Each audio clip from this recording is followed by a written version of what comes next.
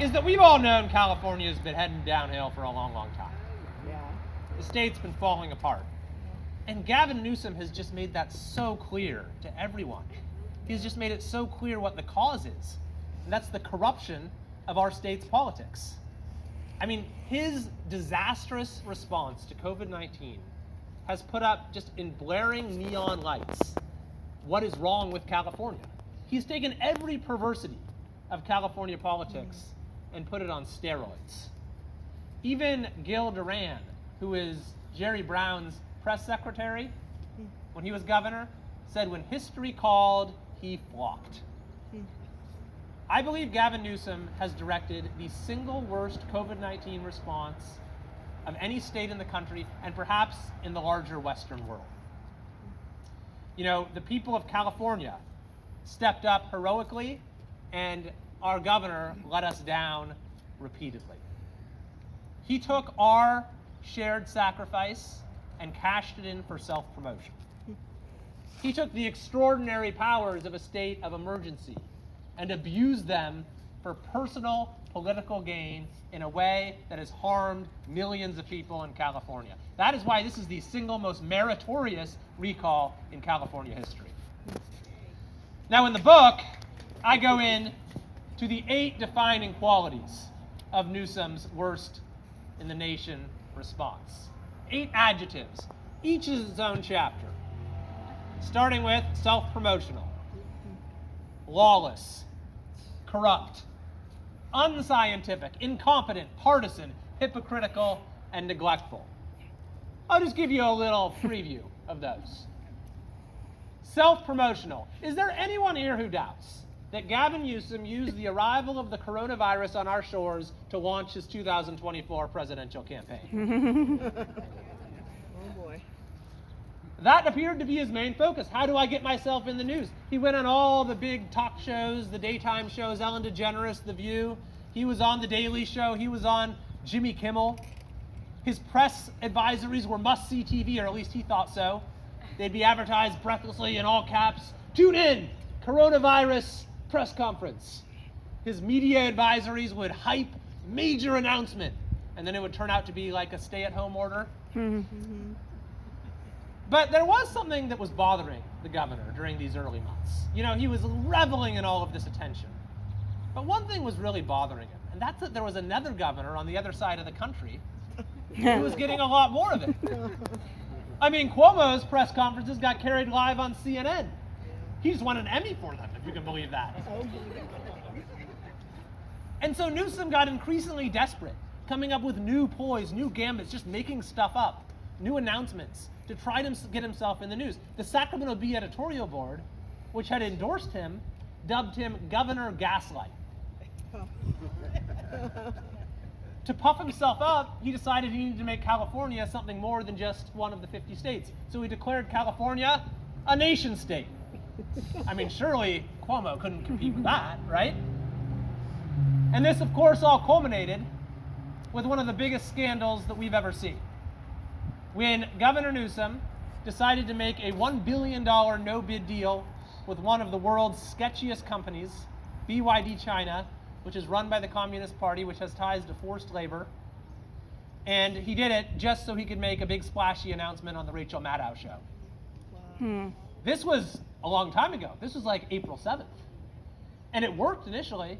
The very next day, that morning, you could almost hear the sound of champagne corks popping in the governor's office. President Newsom had started trending on Twitter. I can assure you this, that will never again be trending on Twitter. Unless it's, you know, ironic. What I think we're much more likely to see trending is hashtag former Governor Newsom. Yeah. The next chapter is titled Lawless. On April 1st, Gavin Newsom announced that he was going to use the coronavirus as an opportunity for a new progressive era. Quote, that's a quote, an opportunity to reshape the way we do business and the way we govern. To accomplish that, he abolished representative democracy in the state of California. He shredded our Constitution, checks and balances, separation of powers. the institutions of self-government that make this country what it is. That's why we took him to court, that's why we sued him, and that's why we won in a decision ruling that he had violated our Constitution repeatedly. You know, in one of his briefs to the Court of Appeal, the very first sentence of the brief that Governor Newsom submitted says, "This case is not about a dictatorship in ancient Rome." Maybe not a good sign. We have to clarify that right up front. And in the concluding statement at our trial, his attorney said, you know, Mr. Kiley's ideas about checks and balances, they work well in theory. In theory? I think over 2 centuries of American history show they work pretty well in practice as well. The next chapter is titled Corrupt. Do you remember when we had an economic recovery task force last year? Remember that? It was like an 80-member commission. Anyone remember who Gavin Newsom put in charge? Disney CEO. He was on the commission and resigned, but the guy who was put in charge, I'll give you a hint, vanity presidential candidate, plaid ties, Tom Steyer. Oh, man. It seems like ancient history, since this thing was such a complete, you know, waste of time, everyone's time. It was disbanded at the end of last year, but he put in charge of California's economic recovery Tom Steyer, the vanity presidential candidate, who, by the way, was the single largest Democrat political donor in United States history. That's who Gavin Newsom put in charge of our economic recovery, which shows you what's probably the most defining feature of the word corrupt in the title, that he is someone who is willing to sell his powers to the highest bidder. And at a time when those powers became absolute, this last year, the consequences were absolutely devastating. Perhaps the worst example is our kids, who have been, you know, languishing at home under inadequate distance learning, with more severe school closures than any state in the country, even though the science said exactly the opposite, at the behest of his biggest campaign donor, causing incalculable harm to millions of kids. If that doesn't make you the corrupt governor, most corrupt governor in America, I don't know what does. That's right. I'll get to that in a second, actually. See, that's the thing. Every time you think you're at the end of the line, he does something else. So the next chapter is titled Unscientific. Does anyone follow Gavin Newsom on Twitter, by the way?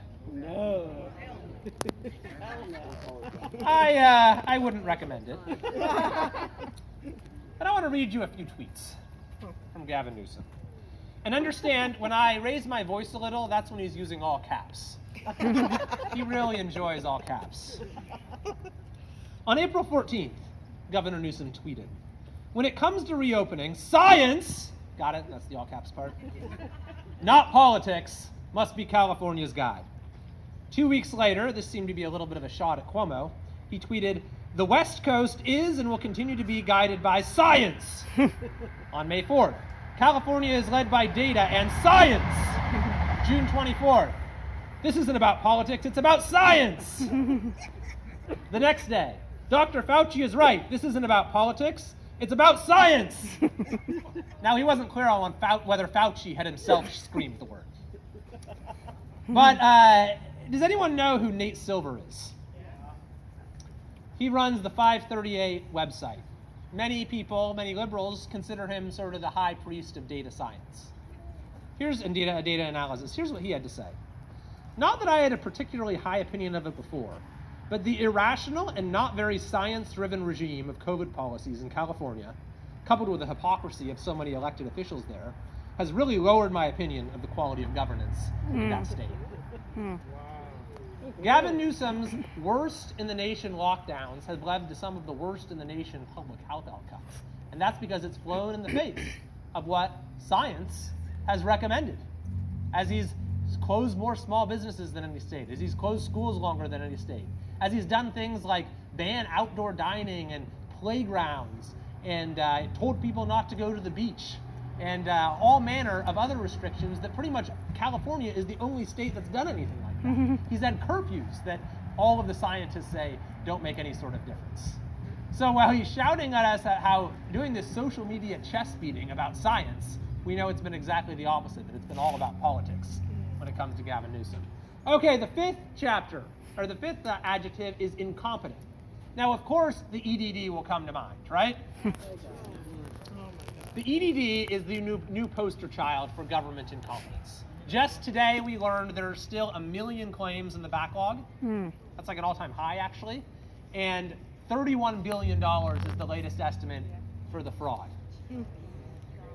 Never in history, perhaps, has a ball been as momentously dropped as Gavin Newsom's, presiding over this train wreck of the EDD. But what I actually begin this chapter with is the data glitch. Do you remember this? There's been so many scandals, you lose track of them.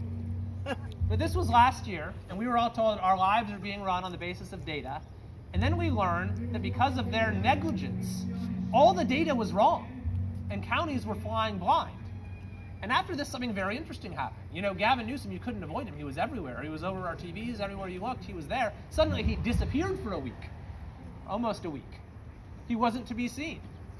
It kind of reminded me of, the South Carolina governor, Mark Sanford, when he disappeared. Well, he was off with an Argentinian mistress. There was nothing as salacious here. With Gavin Newsom, he was just hiding.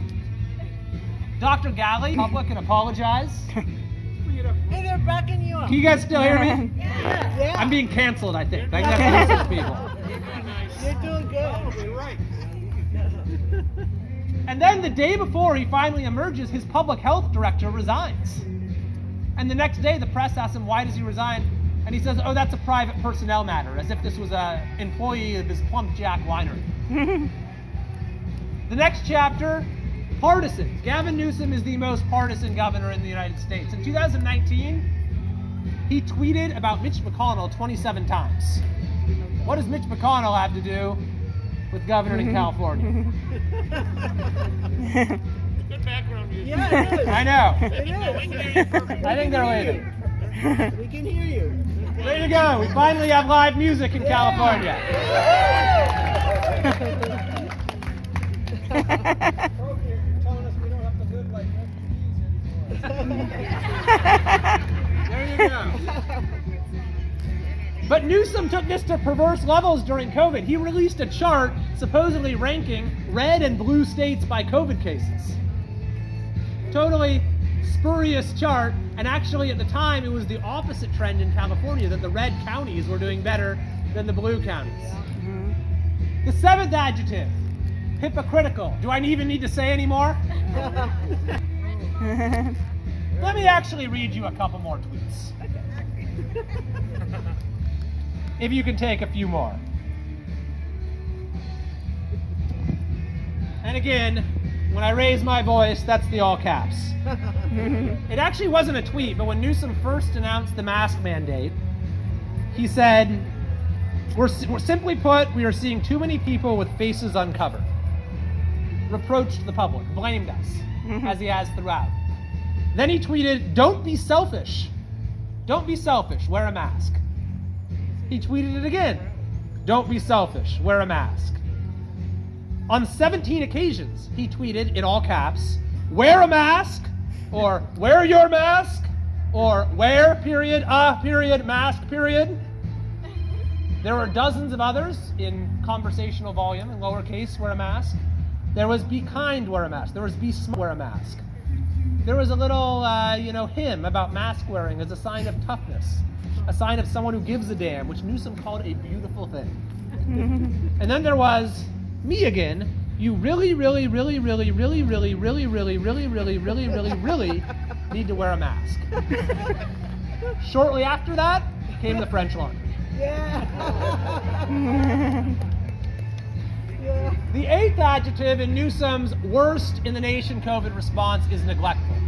Because everything besides the one thing that he seems to relish, which is restricting human activity, California has lagged behind the rest of the country. And I wrote this before the vaccine disaster had fully played out. When it came to testing, when it came to protecting vulnerable populations like nursing homes or even prisons. One liberal Democrat said that after talking to the governor, we had the worst prison public health screw-up in California history. And when it came to the California Health Corps. I don't know if you remember this, but we had 94,000 healthcare professionals sign up to volunteer to assist people in California. At the time late last year, when Newsom imposed the latest stay-at-home order because of limited ICU capacity, do you know how many of those 94,000 were actually deployed? 21, not 21,000, 21. And honestly, this is like what we're all used to in California. It's the same thing as when we pay the highest taxes, yet drive over the deepest potholes. We sacrifice the most and get the least in return. Even before COVID, California's problems were boiling over. You know, we supposedly have the 5th largest economy in the world, yet we have up to half the nation's homeless. We have the worst poverty, we have the worst inequality, we have the worst outcomes for poor kids in our schools. Our infrastructure is about the worst in the country. Even before COVID, 53% of Californians said they're thinking of leaving. Think about that. When over half of your people want out, that's called a failed state. As we all know, California has so many advantages, but our state's natural beauty and its countless wonders and our people, the peerless aptitude of our people, it's being overwhelmed by the failure of our politics. And this recall is a chance to fix our politics. Yes. It's a chance to root out corruption. It's a chance to restore government by the people. That's the larger meaning of the recall. It's not just putting a new person, occupant, in the governor's office. It's about repudiating everything the current occupant stands for. It's a fundamental course correction, an emphatic rejection of the status quo. It's millions of people saying with one voice, enough, enough, and giving full expression to that timeless phrase from our Declaration of Independence, the consent of the governed. It's about we, the people, taking matters into our own hands. And what that, means, what happens after we get rid of Newsom? Well, there's one other service he's provided.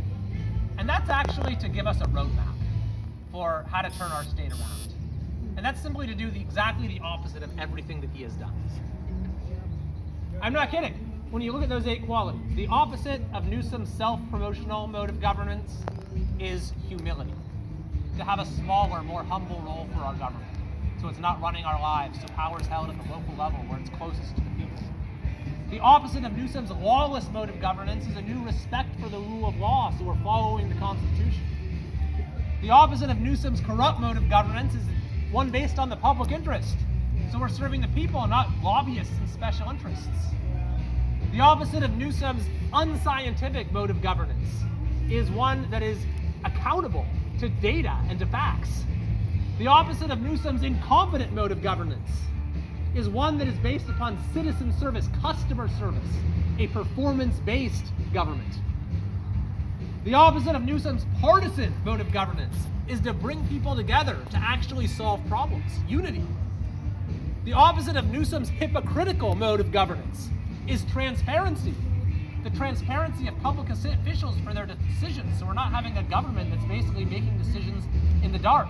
And we're not giving special perks to lawmakers, like a secret DMV office. And finally, the opposite of Gavin Newsom's neglectful mode of governance is one that recognizes our responsibilities. Satisfying short-term political demands has been the way of the Capitol for way too long. We need a new model of political leadership that's based upon a enduring stewardship of the public interest. So in closing, we have an election coming up if all goes well. There's been 1.4 million signatures gathered. Truly amazing. And that number is growing. We have until March 17th to submit 1.5 million ballot signatures.